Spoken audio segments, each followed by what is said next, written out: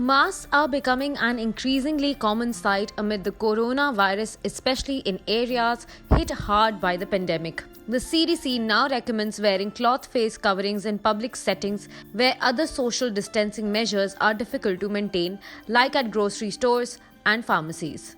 In this video, we will tell you what are the 3 crucial mistakes to avoid if you're wearing a mask to stop the coronavirus. Mistake 1. Not washing your hands before putting on your mask and after taking it off.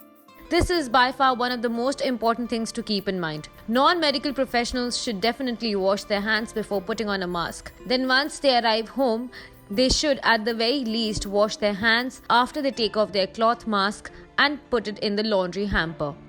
Mistake 2. Not covering both your nose and mouth with the mask.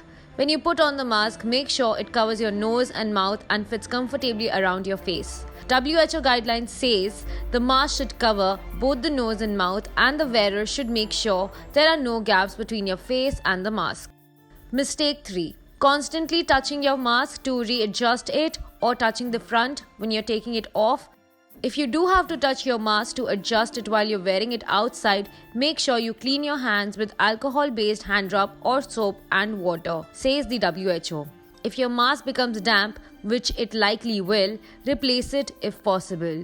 Individuals should be careful not to touch their eyes, nose and mouth when removing their face covering. According to the CDC, the WHO seconds this point.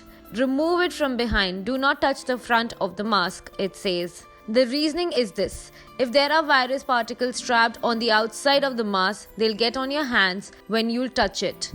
Another reason to make sure you're washing your hands before you dispose of your mask. We hope now you will understand what are the commonly mistakes people are doing while using a face mask to stop the coronavirus.